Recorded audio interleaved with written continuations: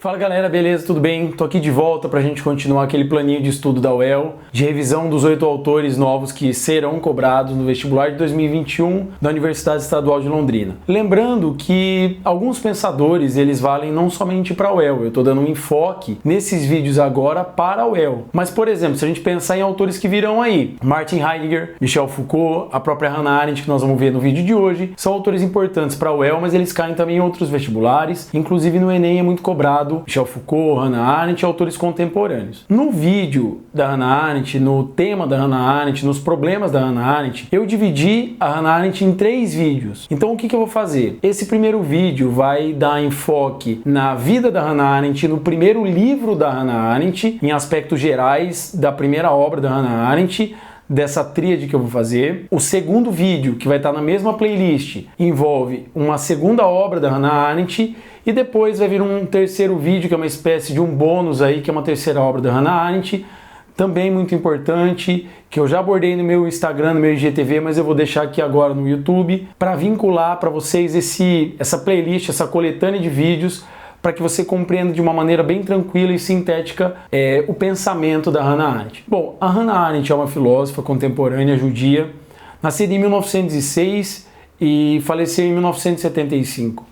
A Hannah Arendt, ela migrou da Europa para os Estados Unidos e viveu boa parte da sua vida em Nova York por conta do nazismo. Então a Hannah Arendt, contando com aspectos gerais da vida da Hannah Arendt, algo que é muito importante é que a Hannah Arendt, a partir da década de 40, de 1940, ela sofrendo com essas questões referentes ao nazismo, ela se vê impelida a mudar. Foi um movimento que muitos autores da escola de Frankfurt também o fizeram, e isso, sob certos aspectos, não determina a obra da Hannah Arendt, mas auxilia a entender os problemas da Hannah Arendt. Eu listo, de maneira geral, para o vestibular, Enem e tudo mais, 3 obras importantes da Hannah Arendt. A primeira obra é As Origens do Totalitarismo, a segunda é A Condição Humana, ou A Condição do Homem Moderno, tem traduções que trazem de maneira diferente, e a terceira, que vão compor a tríade de vídeos sobre a Hannah Arendt, O Eichmann em Jerusalém, um relato sobre a banalidade do mal. Então, o primeiro vídeo eu vou me concentrar nesse aspecto da vida da Hannah Arendt e na primeira escrita dela,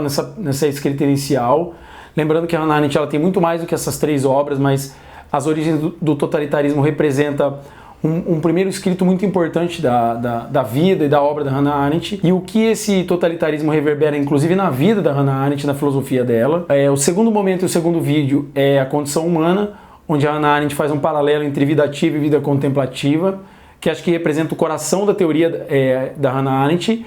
E a terceira parte, terceiro vídeo, compõe a ideia do Eichmann e a ideia da banalidade do mal, que é um tema muito famoso, é um tema muito importante, que pode te ajudar não somente a responder uma questão de vestibular, mas a refletir sobre a atualidade, escrever um tema de redação e assim por diante. Bom, se nós adentrarmos especificamente na obra As Origens do Totalitarismo, é importante saber o seguinte: a Hannah Arendt, ela era uma repórter, ela era uma jornalista, mas ela se interessava por perguntas genuinamente filosóficas, que é o seguinte: o que é o totalitarismo? Mas mais do que isso, por que regimes totalitários eles acontecem? Como que acontece, ou o que acontece para que um regime totalitário venha a acontecer? Para que ele venha a existir do modo como ele existe. Então a Hannah Arendt ela tem uma coletânea de perguntas que é muito genuína. E para ela, os regimes totalitários, sendo eles de extrema direita ou de extrema esquerda, eles existem porque há uma espécie de um desengajamento, há uma queda daquilo que ela chama de político. Quer dizer, o ser humano, o homem, ele vira uma massa numérica, que na medida em que ele vira uma massa numérica e não uma massa qualitativa, mas só quantitativa, só tem quantidade, não tem qualidade, quer dizer, a democracia, o jogo democrático, ele só tem forma, mas ele não tem conteúdo, ele não tem substancialidade. Essa articulação política, essa capacidade de articulação política, ela vai entrando em defasagem. Quer dizer, um regime totalitário, ele existe em primeira análise, ou os regimes totalitários existem, uma estrutura totalitária de poder, porque é uma falência daquilo que é político, daquilo que é público, daquilo que é próprio de uma articulação de poder. E o povo, ele vai se tornando uma massa, quase que homogênea. Uma massa homogênea e indiferente àquilo que acontece no espectro político. É mais ou menos aquela ideia assim, ó, a gente não pode mudar muito daquilo que acontece, então tá tudo beleza, é tudo desse jeito mesmo, não tem muito o que fazer, E eu vejo importância na política, mas eu sou indiferente a isso que acontece, porque é assim mesmo. Se o preço do pão está desse jeito, se os impostos são desse jeito, é porque as coisas funcionam assim e eu, Guto, não consigo mudar simplesmente nada daquilo que acontece. Quer dizer, o regime totalitário ele aparece como uma negação daquilo que é político. Quando eu passo a negar aquilo que é político, quando eu costumo dizer que é tudo do mesmo jeito e que os políticos são todos do mesmo modo, há uma negação daquilo que é político, há uma negativa daquilo que é político. De modo que o regime totalitário ele consegue, através disso, então, fazer com que haja uma extração da legalidade. Como que há uma extração da legalidade? Segundo a Hannah Arendt, os regimes totalitários eles conseguem, pelo descrédito da política, do político, extrair a legalidade em nome de um progresso que esses regimes totalitários eles vêm com a promessa de trazer. Quer dizer, o regime totalitário, note uma coisa, ou os regimes totalitários, eles vão crescendo na medida em que há uma negação do político, através da negação do político por parte de uma população indiferente, numérica, massificada, ela não se engaja politicamente, e na medida em que não há em si engajar-se politicamente, se envolver-se politicamente, há uma extração da legalidade. Os regimes totalitários eles se aproveitam para fazer com que a legalidade seja extraída, e elas exercem um poder sobre o poder que já existia.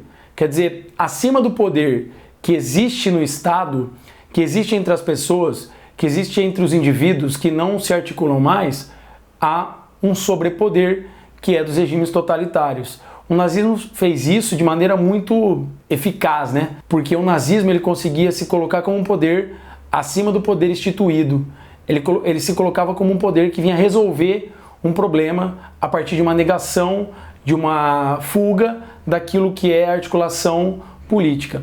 Aí a Hannah Arendt, quando ela se preocupa em explicar como que isso acontece, ela diz basicamente que isso acontece de maneira meio que gradativa, a nível de força e de violência. Um regime totalitário, obviamente, ele é violento, mas ele é violento na medida em que ele vai fazendo isso de maneira gradativa, não é de uma hora para outra assim, ó, ele é violento e acabou.